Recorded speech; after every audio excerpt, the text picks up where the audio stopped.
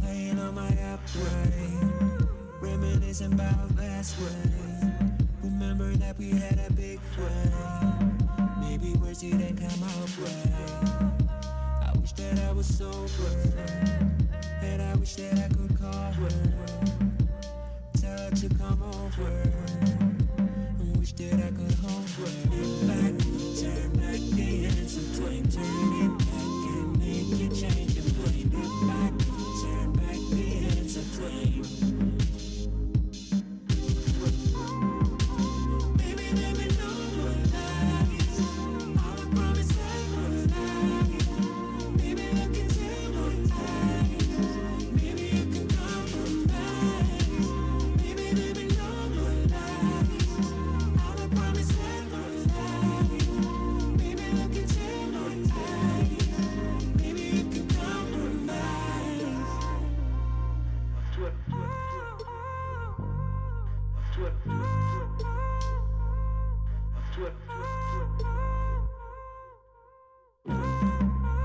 Baby, are you gone now? Am I on my own well? Will I walk alone well? Not sure I can move on well. Tell me I'm supposed to breathe without you. The memories like a tattoo, I can't forget about you. If I could turn back the hands of time, turn it back and make you change your mind. If I could turn back the hands of time. Baby, let me know the lies. I will promise never lie. Baby, look into my eyes. Baby, you can compromise. Baby, let me know the lies. I will promise never lie. Baby, look into my eyes. Baby, you can compromise. Baby, you can compromise. Baby, you can compromise. Baby, you can compromise. Baby, you can compromise.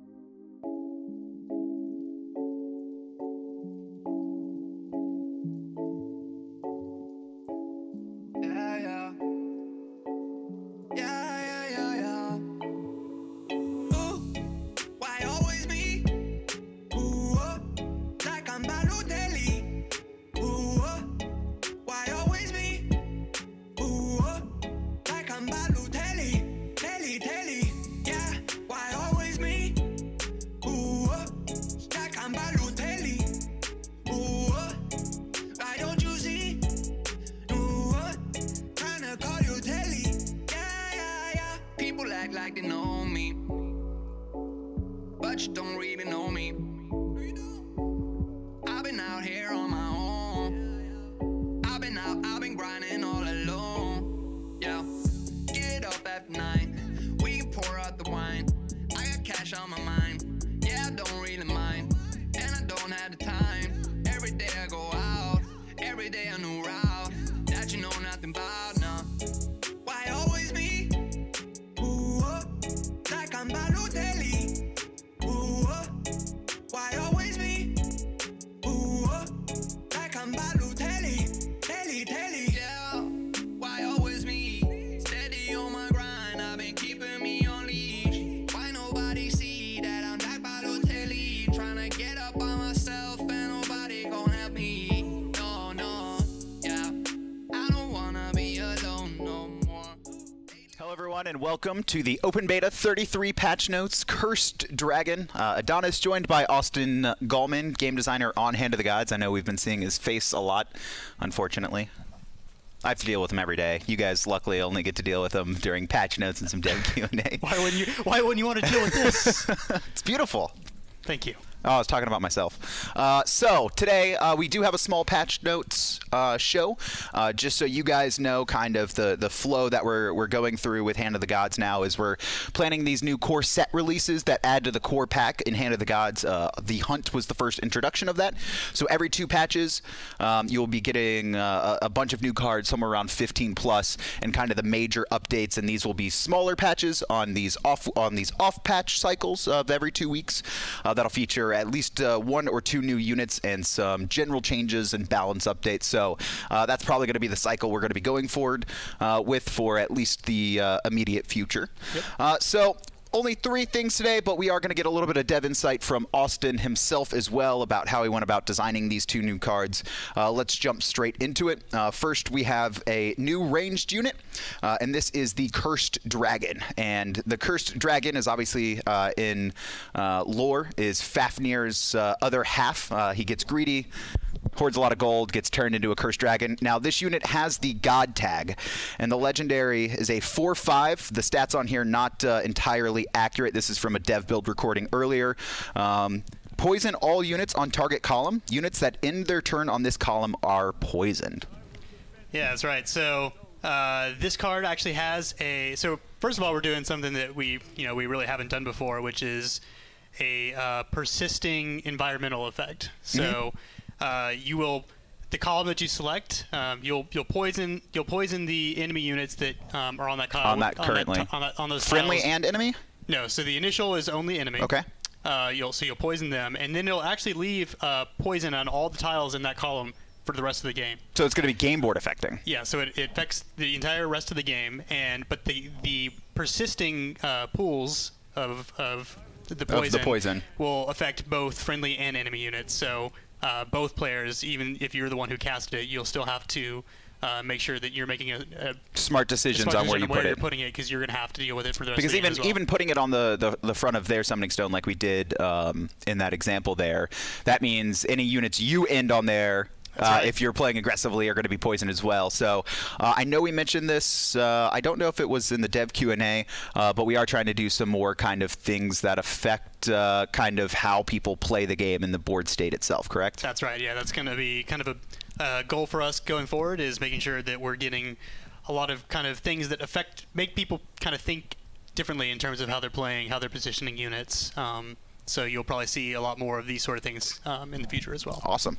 Up next, we have Fafnir. This is a melee unit god, Norse as well. Just to note that Cursed Dragon is a Norse god as well. 3 mana, 5/5 epic. If Fafnir is in your deck, you cannot play cards that cost 5 or more. This card is strictly all the aggro. way. Yeah. So this is another thing that we haven't done before, which is a card that affects the way that you have to build your deck, right? So this card, you're getting a premium, stat line at a cost. So you're actually get to play a really powerful unit early on in the game, but for that you sacrifice being able to play a lot of the higher costed powerful cards. So no Fire Giants or Blade Masters if you're running this. Blade Master, you don't even get Freya if you're playing this card. So if you're playing this card, you're building your deck with just.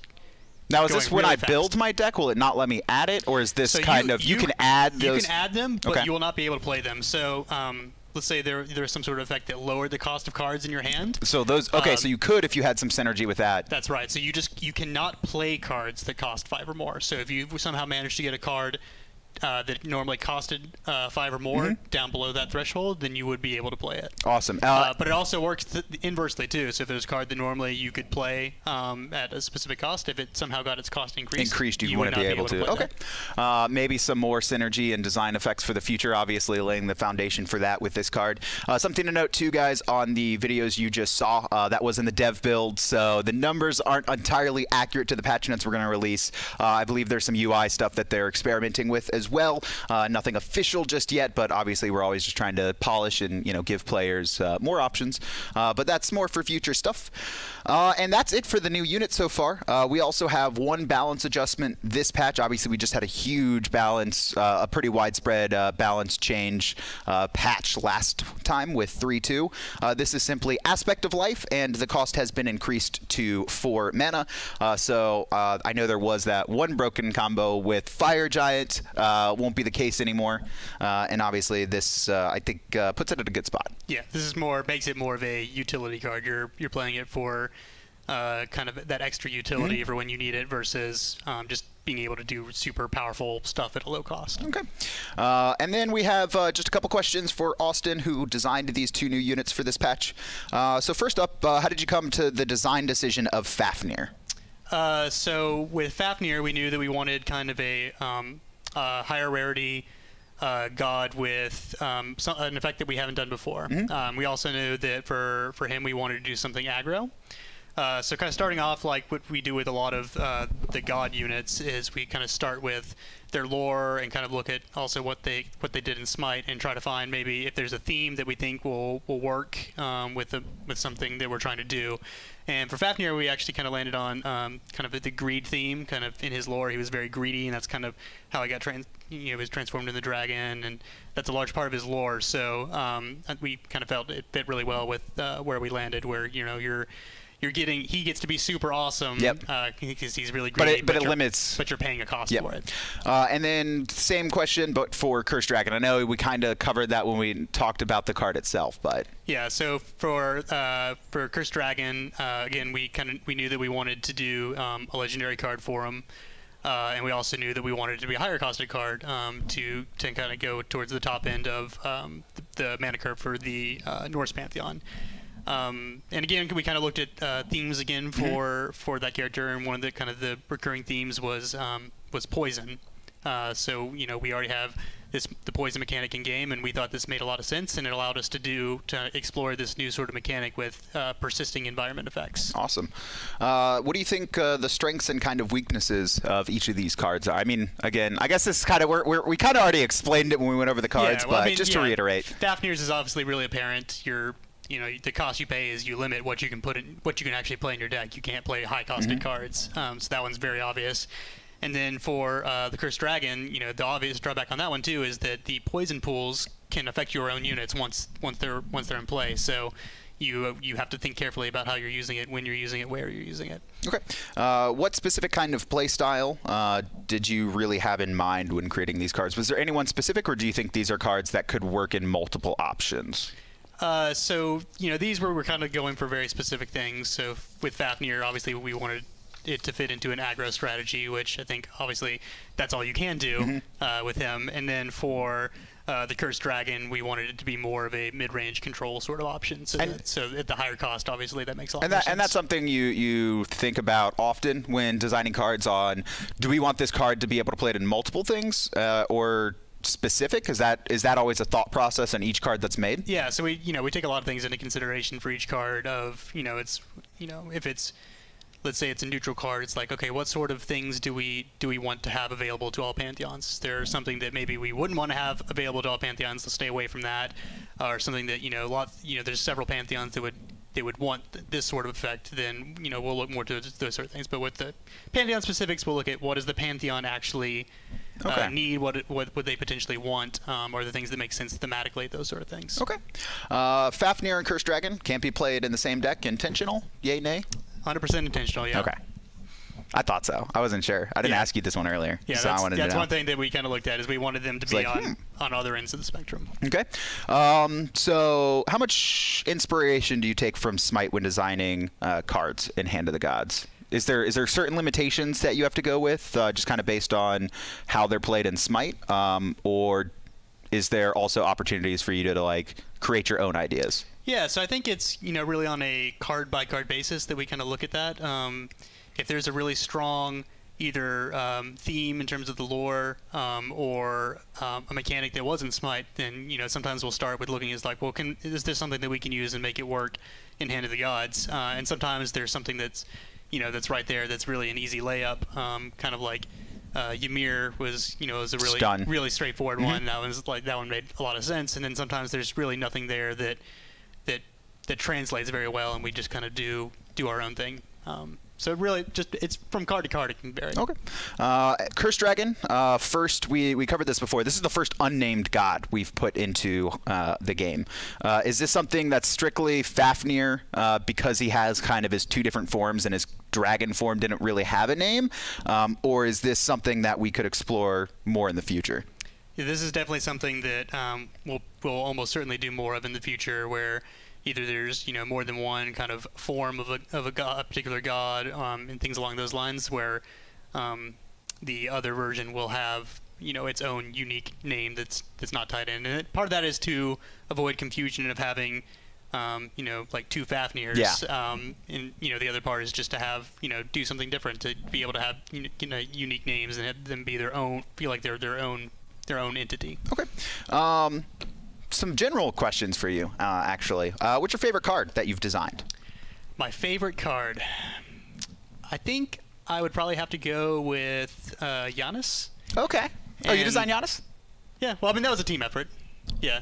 But I think the main reason I really like Adanas is because I've always enjoyed cards that allow you to kind of interact with your opponent. And Adanas allows you to kind of do that in a very interesting and unique way, where you're actually able to determine, you're looking at both a card that your opponent would own and a card that you own, and then determine whether or not you want theirs or not, and you can give them theirs, or you can just leave it the same. So those sort of cards, like that sort of effect, those are always really exciting to me, and I think that he ended up being a really, really fun card. Okay. Any sights on what types of mechanics that we haven't seen in Hand of the Gods so far that you want to try and experiment with? Maybe a little bit of insight into the future for players that are playing now. Yeah, I think both kind of Fafnir and Cursed Dragon kind of give a little hint towards some sort of ideas that we have coming very soon. Actually, one card in the next patch, I believe, if things go according to plan. Okay. So, ooh. Can't give any real specifics yet, but there's some really cool things that new mechanics that we want to try. I'm gonna go play dev. Is it in dev yet? That one, it might be. It might be. Maybe I'll spoil it. I don't think you should spoil it. You're telling me I can't? Well, you're gonna do what you're gonna do. That's so. true. I do what I want. Not really. I wish I did. Are there currently any mechanics that we currently have in the game that you want to try to explore again and flesh out? And this is actually we made a tweet actually this past weekend with the list of all the mechanics we have, like in the deck filter.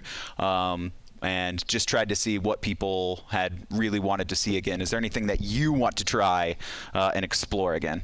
Yeah, and I actually saw the results of that, and I kind of agree. I believe the top one was Guard, if I'm not mistaken. Yeah, it was Guard. Yeah, and that's by a pretty large landslide. Yeah, Guard's a mechanic that I definitely want to explore more into. I've never really been a fan of how it currently works in the game. Okay. It's pretty limiting, and there's some cases where it's just not useful on particular types of units. So one thing that we've talked about is either kind of reworking a little bit how Guard works to make it a little better to use, or also potentially exploring the old taunt mechanic, which, for those of you who have been around for a while, was something that was in one the earlier iterations of the game, which we feel like we may look at bringing back potentially. It may not work the same way, but still just experimenting or want to experiment with? Yeah, just experimenting to see if we can get it to work a little bit better than we had it before. And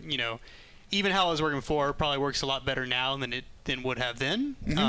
But those are things that we kind of want to go back to and just see if we can find a better way to make it work. So if you guys have any thoughts on Guard or a taunt mechanic or whatever, definitely kind of hit us up and let us know what you think, because we'd love to hear what you guys' opinions are. Send the feedback. Send the feedback. Actually, I'm going to say one thing at the end of this that we just talked about. All right. A little bit ago. What's your all-time favorite deck in Hand of the Gods? All-time favorite deck. It could be even from old iterations of the game. Yeah, I think that there will always be a special place in my heart for Beast Wall. Oh, you totally did Daji, didn't you? Yeah. You designed Daji, didn't you? I knew it. I knew it. All right, that's all we have for the dev insight questions on Fafnir, Cursed Dragon, and a little bit about kind of the design and thought process of Austin Gallman. Thanks so much for joining us. Spoiler alert. Oh, no. Either later this week, over the weekend, or early next week, we're going to be releasing a balance feedback survey, so make sure to get your hands on that. And I think it is a very high likelihood that the top voted card will receive either a redesign or a balance adjustment. So any cards that you guys have been really frustrated with, or on the other spectrum that you just think could be redesigned better that you'd like to see, just be on the lookout for that balance feedback survey, and we'll get out to you as soon as we can. Thank you guys so much for joining us for the quick patch notes and dev insight with Austin Gallman for Open Beta Patch 33, the Cursed Dragon. Again, we're aiming to get this patch out sometime next week, so just make sure to follow our social medias, and we'll let you know as soon as we do that we're going to be updating the game. Thanks so much, and we'll catch you guys next patch notes.